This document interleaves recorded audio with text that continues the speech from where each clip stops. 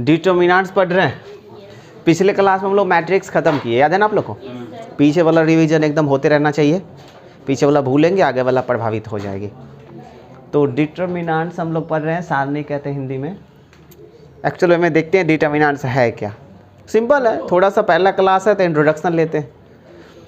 पहला क्लास है तो थोड़ा सा सुनेंगे ज़्यादा मेरी बातों को। डिटर्मिनेंट्स क्या है एक्चुअल में थोड़ा समझते हैं।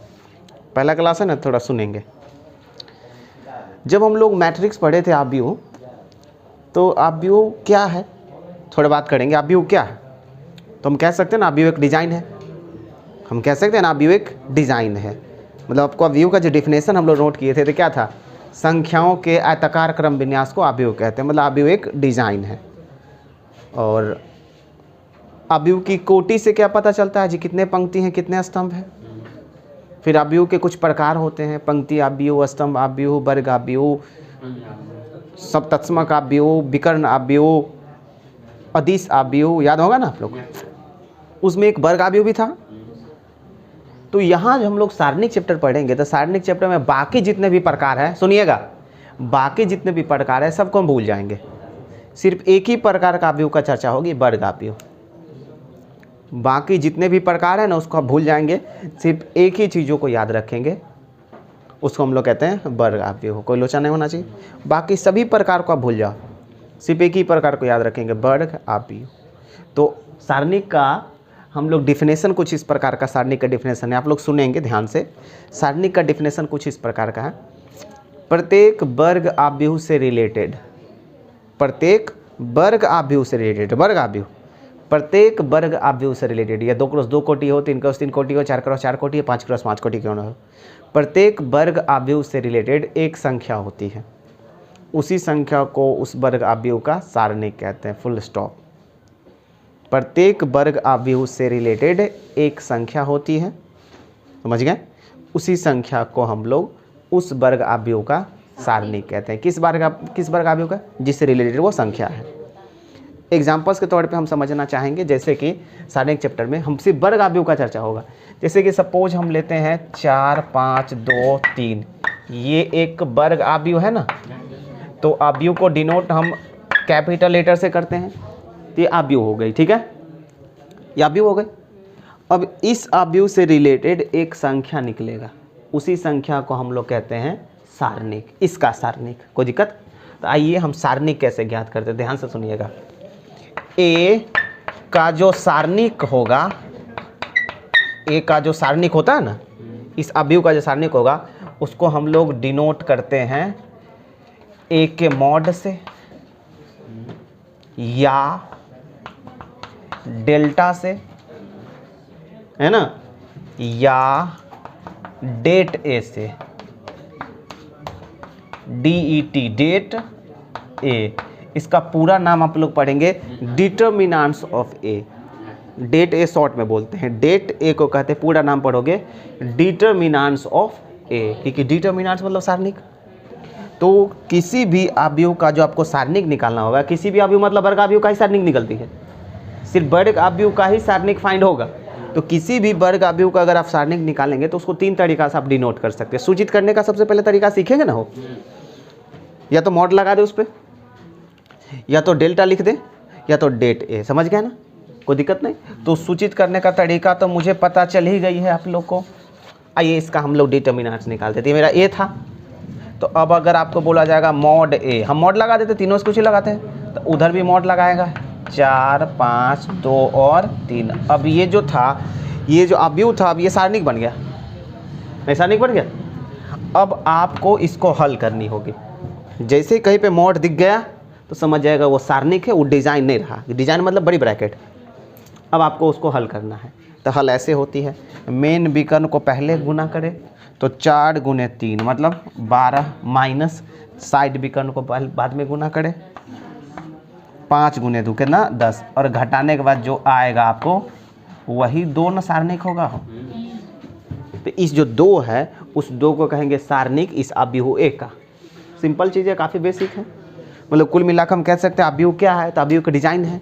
वो सारणिक क्या है, तो सारणिक क्या है, उसी डिज़ाइन का तोड़ा हुआ पार्ट है। जब उस डिज़ाइन को समेट देते हैं जब कोई डिजाइन को समेट के तोड़ मरोड़ करके एक छोटा सा बंडल बना देते हैं तो उसी बंडल को हम लोग कहते हैं सारणी, कोलोचन है। तो आप भी एक डिजाइन है और सारणी क्या है, उस डिजाइन का तोड़ा हुआ पार्ट है। बस यही चीज़ें को पढ़ेंगे आप लोग पूरा, एक सप्ताह का एक चैप्टर होगी। मैट्रिक्स और डिटर्मिनेंट दोनों एक साथ पढ़ने की चैप्टर है, दोनों एक दूसरे से रिलेटेड है ना। बताइए, डिटर्मिनेंट्स बिना मैट्रिक्स पढ़े हुए पढ़ नहीं सकते हम लोग, बिना मैट्रिक्स पढ़े हुए डिटर्मिनेंट्स को हम पढ़ नहीं सकते। इसके लिए पहले मैट्रिक्स पढ़ गए हैं, अब चर्चा चलता रहेगा। जब आप इसको ख़त्म करेंगे तो दोनों को एक साथ रिवीजन मारेंगे, आपकी एक मार्क्स की एक बंडल तैयार हो जाएगी। तो अभी 2x2 कोटि का देख रहे हैं ना। डिटर्मिनेंट समझ गए क्या सो? डिटर्मिनेंट्स एक प्रत्येक वर्ग आव्यूह से रिलेटेड एक संख्या होती है, उसी संख्या को हम लोग डिटर्मिनेंट्स कहते हैं। क्लियर? बढ़िया।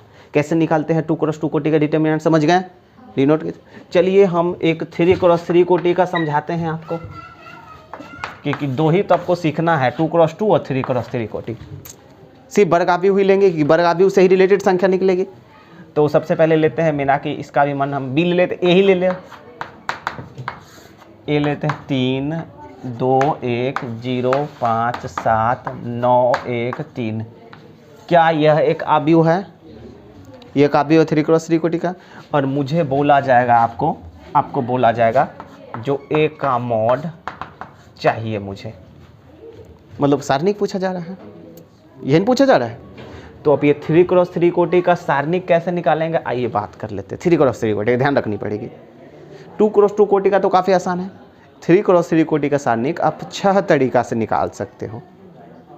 3x3 कोटि का सारणिक आप 6 तरीका से निकाल सकते हो। आंसर सब में सेम आएगी, जो तरीका आपको बढ़िया लगे, 6 जुगाड़ से। 3x3 कोटि का आव्यूह में कितने पंक्ति होते हैं, स्तंभ कितने होते हैं? 3। कोलोचन है, 3 पंक्ति होते हैं, 3 स्तंभ होते हैं। पंक्ति को डिनोट हम कहते हैं आर से, है ना। स्तंभ को डिनोट कहते हैं सी से। कोलोचन है तो 3 पंक्ति 3 स्तंभ, मतलब 6 पार्ट हो गया। तो आपको 3x3 कोटि का जो सारणिक निकालना होता है, इसके लिए सबसे पहले किसी एक पार्ट, किसी एक पंक्ति या स्तंभ, पार्ट बोलेंगे तो 6 आ जाएगा ना, किसी एक पंक्ति या किसी एक स्तंभ, 3 को पंक्ति 3 को 6 होगा ना, किसी एक पंक्ति या किसी एक स्तंभ के अनुदिश प्रसरण करनी पड़ेगी। प्रसरण मतलब होता है फैलाना, प्रसार करना, तोड़ना उसको। बड़ा डिजाइन है, 9 आइटम है। तो किसी एक पंक्ति या किसी एक अनुदेश, जो आपकी मर्जी हो, कोई पंक्ति उठा सकते हो, नहीं तो कोई स्तंभ में से कोई एक उठा सकते हो। किसी पंक्ति या किसी स्तंभ के अनुदिश आपको प्रसार करना पड़ेगा, फैलाना पड़ेगा, और तब जा करके आपका सारणिक निकलेगा 3x3 कोटि का। आइए समझते हैं, किसको पकड़ोगे, पंक्ति को पकड़ोगे क्या स्तंभ को? स्तंभ को पकड़ेंगे, कोई एक बोल सकते हैं, कोई एक नाम बताइए। R1 R2 R3 की C1 C2 C3, कोई भी एक C3 को पकड़ना है इनको। तो सबसे पहले लिखना पड़ेगा आपको C3 के अनुदिश प्रसरण, समझ गए ना, करने पर इतना लिखना आपको पड़ेगा। अगर आप लॉन्ग टाइप का सवाल बना रहे हो, तो ऑब्जेक्टिव बना रहे हो, तब तो आपको आंसर ही चाहिए।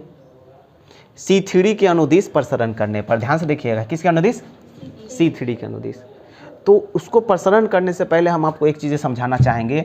जो 3x3 कोटि का जो आव्यूह होता है ना, उसके अवयव का चिन्ह ये होता है, plus minus plus minus plus minus plus minus plus, ये सिंबल होता है, ये सिंबल होता है। आपको इसके बारे में हम विशेष चर्चा करेंगे।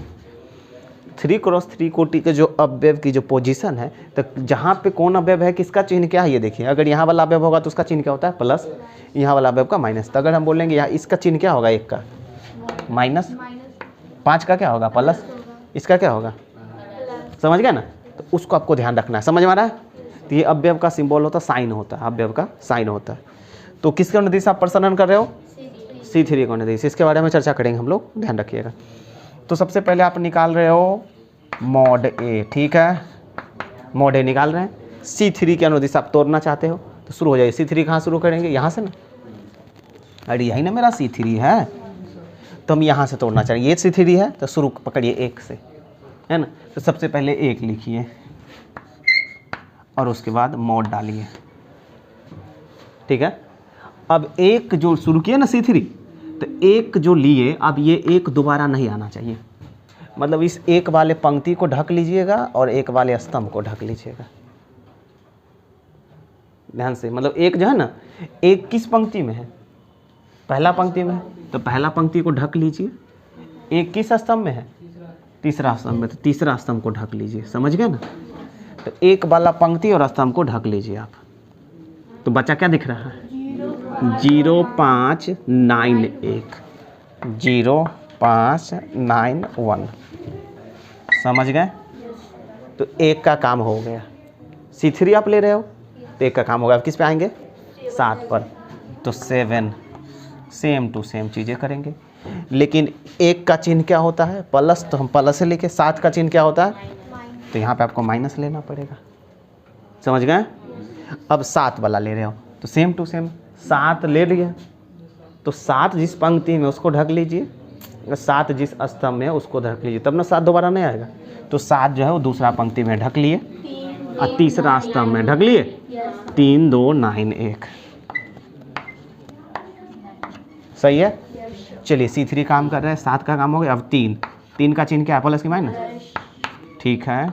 सेम प्रोसेस करेंगे आप, 3 जिस पंक्ति में उसको ढक लेंगे, 3 जो स्तंभ में उसको ढक लेंगे, 3 तीसरा पंक्ति, 3 2, आप प्रसारण कर दिए, इसको फैला दिए, C3 के अनुदिश फैला दिए। देख रहे हैं ना, फैलने के बाद जैसे आप C3 के अनुदिश फैलाएंगे आपका प्रश्न थोड़ा सा छोटा हो जाएगा।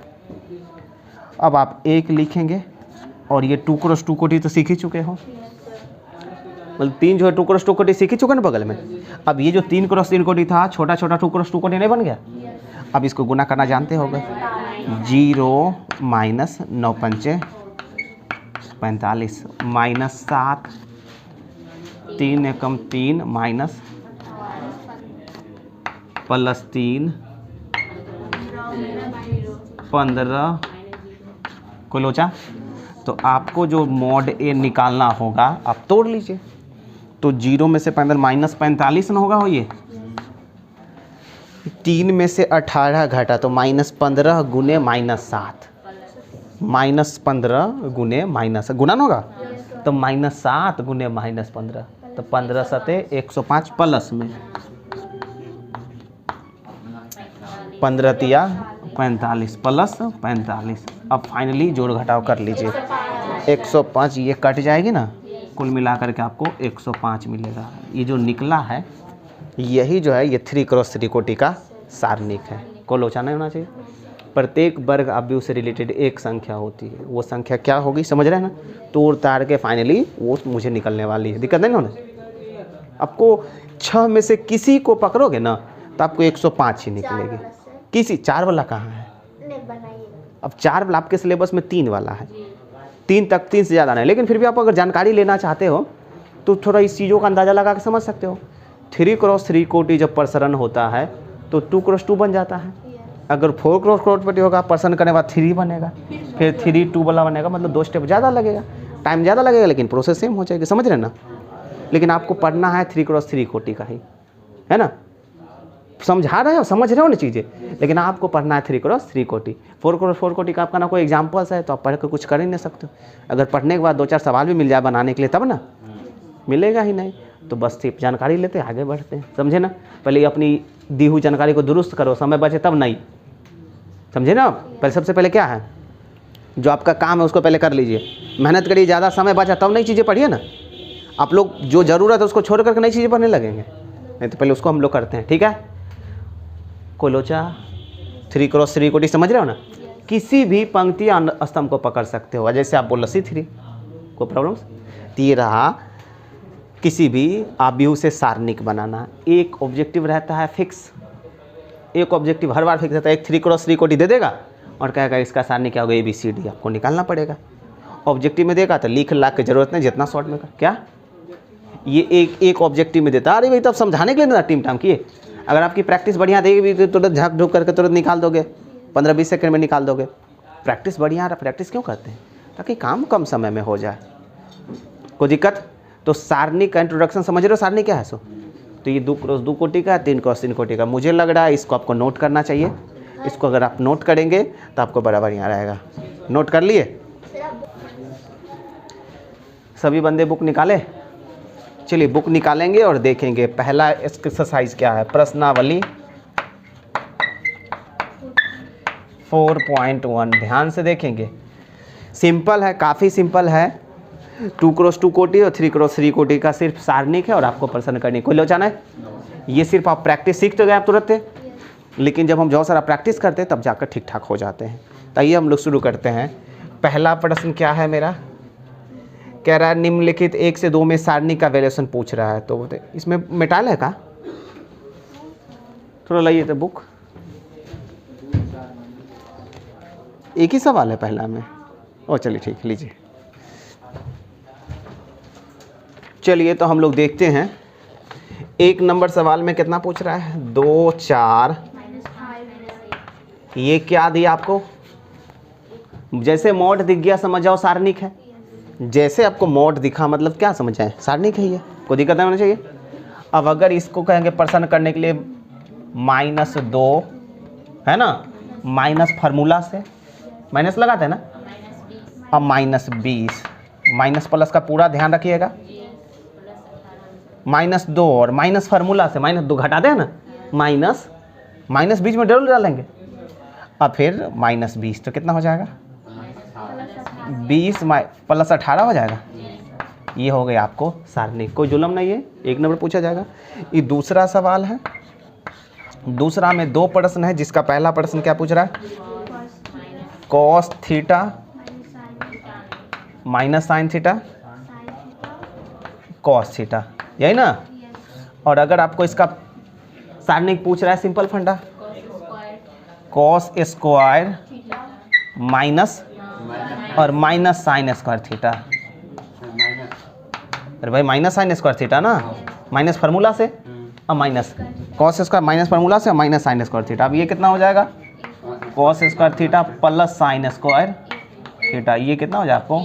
1 हो जाएगा। कोई दिक्कत नहीं होना चाहिए, सिंपल एकदम। दूसरा भी आप कर लोगे, हम सिर्फ अधूरा करेंगे। 2 का दूसरा हो जाएगा। क्या पूछ रहा है आपको? X square minus x plus 1 x minus 1 और एक्स प्लस 1। क्या आप कर सकते हैं? क्रॉस पहले इसको गुना करेंगे तो x प्लस 1 में गुना होगा माइनस x प्लस 1 और x माइनस 1। सही है? क्या हम इसको छोड़ दें? अगर हम इसको डॉट डॉट कर दें आपका काम हो जाएगा ना। हो पहले ब्रैकेट तोड़ लोगे दोनों को, इसको तोड़ोगे फिर माइनस है, चिन्ह बदल देना। सही है? सिंपल है, कोई लोचा नहीं है। तीसरा नंबर प्रश्न आपको थोड़ा समझना पड़ेगा सभी लड़कों को। तीसरा नंबर में कह रहा है यदि मतलब दिया गया है आपको प्रश्न में a दिया गया है। तीसरा नंबर में a = 1 4 2 और इसमें कुछ सिद्ध करने के लिए कह रहा है।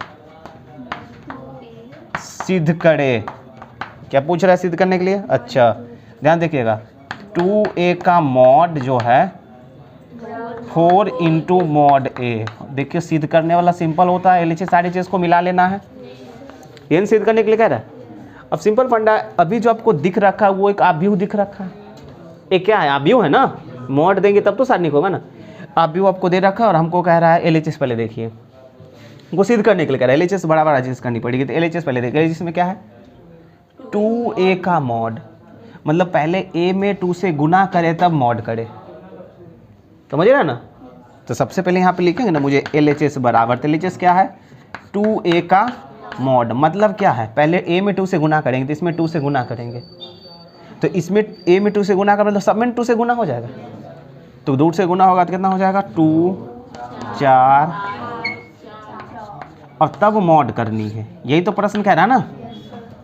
जैसे हम इसको मॉड करेंगे अगला स्टेप में क्या होगा? 8 माइनस 8 चके 32, तो क्या हो जाएगा? -24। LHS हमको निकल गई, LHS निकल गए। अब हम RHS लेंगे। अब RHS = RHS क्या पूछ रहा है आपको? 4a का मॉड, मतलब पहले 4 लिखना है, उसका जो a जो है उसको मॉड कर देना है। तो 1 2 4 2 लिख दिए। अब 4 गुने 2 एकम 2 माइनस 8, तो कितना हो जाएगा 4 गुने, एक बार बताओ कितना हो जाएगा उसमें, 2 में से 8 गया तो -6 गुने 4 -24। अब देखिए LHS और RHS को मिलाइए आप, -24 है ना, तो आराम से आप LHS इक्वल टू RHS लिखोगे। सिंपल है, प्रश्न जैसा बोलेगा वैसा करना है, बस साफ प्रसरण करना आना चाहिए, कोई दिक्कत। ऐसा चौथा सवाल है, इसमें 3x3 कोटि का है, समझ गए। मुझे लग रहा है पहले इसको खाली करना चाहिए, उसके बाद हम लोग चौथा देखेंगे, समझ गए ना। तो पहले इसको खाली करिए, चौथा देखेंगे क्या, थोड़ा सा चौथा को देखेंगे आप। कह रहा है ए, ये चौथा बनाने का उद्देश्य क्या है कि किसी एक कॉन्सेप्ट पैदा होती है जिसको हम लोग देखेंगे। 1 0 1 0 1 2, ओके, ये मेरा है, ठीक। और आपको सिद्ध करने के लिए कह रहा है, ध्यान सुनिएगा, आपको सिद्ध करनी है, सिद्ध करना है, क्या सिद्ध करना है, 3a का mod equal to 27 into mod है। देखिए मुझे ये LHS RHS दिख रहा है, सेम प्रोसेस है ना जो थोड़ी देर पहले बनाए थे, बस 3x3 कोटि है, थोड़ा टाइम खाएगा, 3x3 कोटि है, थोड़ा टाइम खाएगा। सबसे पहले LHS वाला काम करते हैं। LHS क्या है, 3a तब मॉड ना, ध्यान से देखेंगे। तो सबसे पहले मुझे लग रहा है इसको हम आगे बढ़ाएंगे, a में 3 से गुना करेंगे, a में 3 से गुना करेंगे और तब मॉड ज्ञात करेंगे, ठीक। तो आइए हम गुना करते हैं, यहीं पे थोड़ा ले लें, a में 3 से गुना करते हैं, 3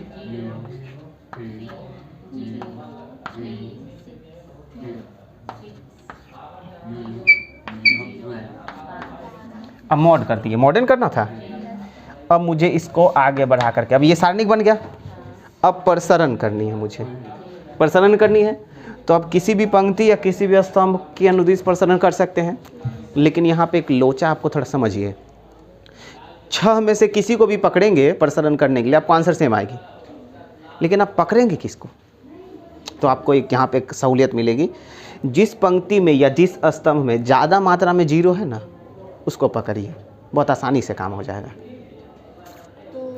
वैसे आंसर सब में सेम आएगा, लेकिन आप खुद के आसानी के लिए किस पंक्ति का सहारा लेंगे, जिस पंक्ति में ज़्यादा मात्रा में 0 हो उसी को पकड़िए, समझ गए ना। आंसर किसी को ले सकते हो, जिसमें ज़्यादा मात्रा में 0 होगा उसको करने से आपको आसान ना हो जाएगा।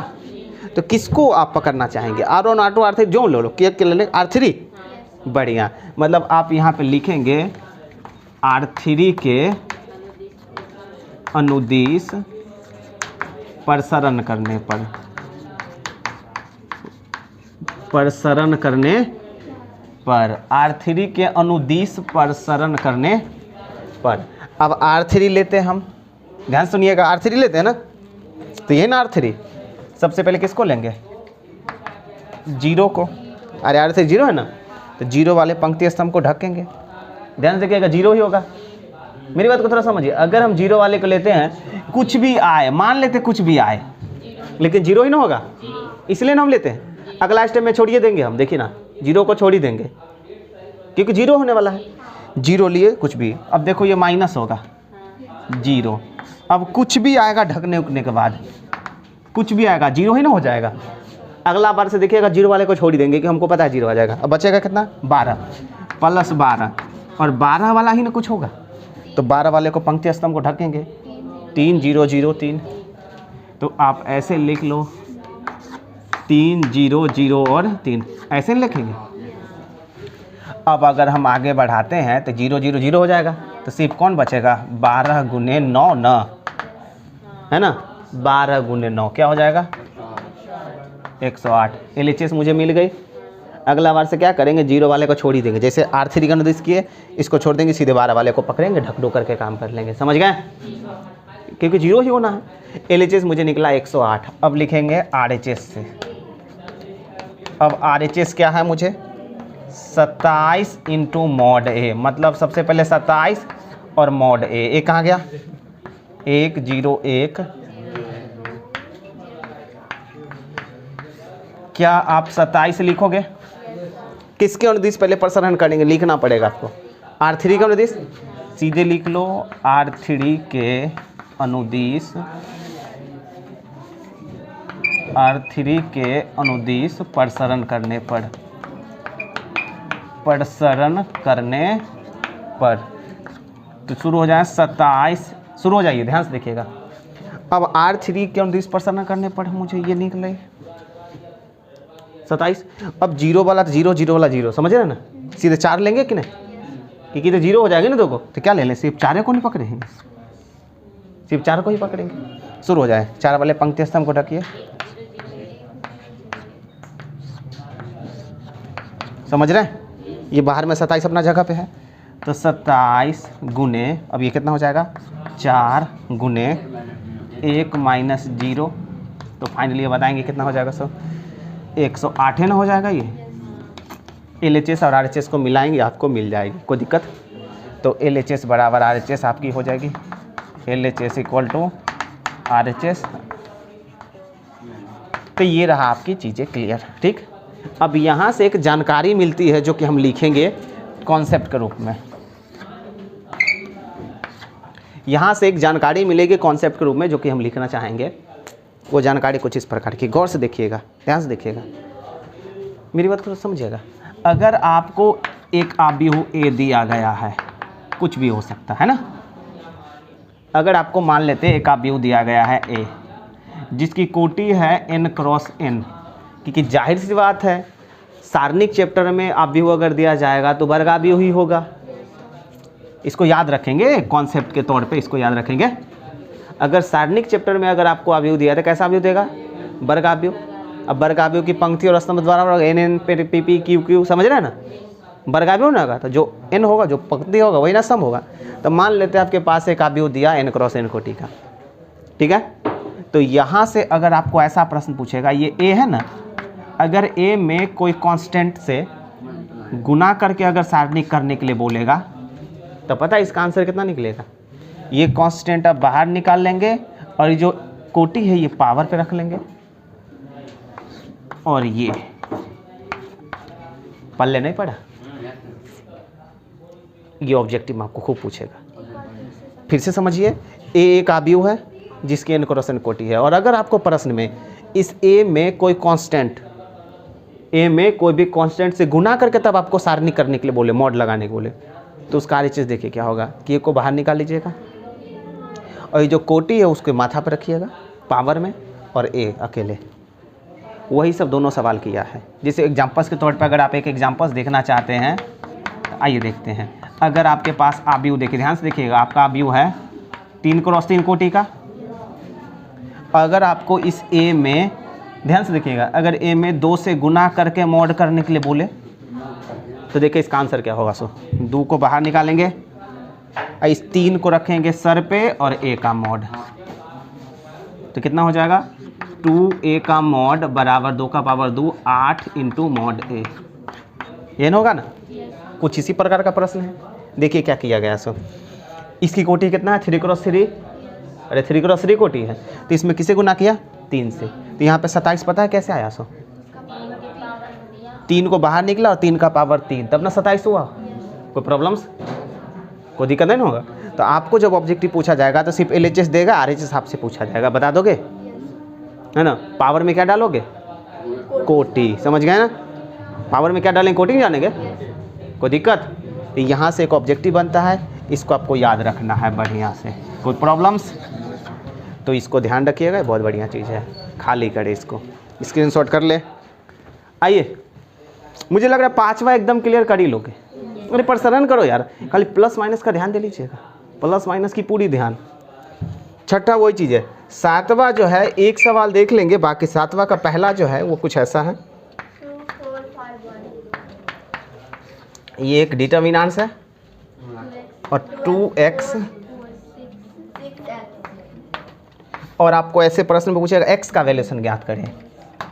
x ना पूछ रहा है, सिंपल आप देख सकते हो, बराबर समीकरण है। तो पहले बराबर की इस तरफ LHS टूटेगा, तो LHS टूटेगा कितना 2 एकम 2 माइनस 5 चक्के 20, RHS टूटेगा 2x x स्क्वायर माइनस 6 चक्के 24। आगे बढ़ाएंगे तो -18 इक्वल टू 2x को आएगा -24। अब बताओ 2x स्क्वायर प्लस हो जाएगा ना, -18 + 24 जो भी है बताओ लो एक के बार क्या होगा सो, ये माइनस से प्लस में हो जाएगा तो कितना हो जाएगा मुझे 6 हो जाएगा, क्योंकि ये प्लस हो जाएगा ना तो प्लस 24 में से तो आपको x स्क्वायर बराबर कितना हो जाएगा 3। तो x बराबर प्लस माइनस, कोई दिक्कत है का? ऐसा सवाल आपको दूसरा भी है और ऐसा 8वां भी है, क्या हो जाएगी आपसे?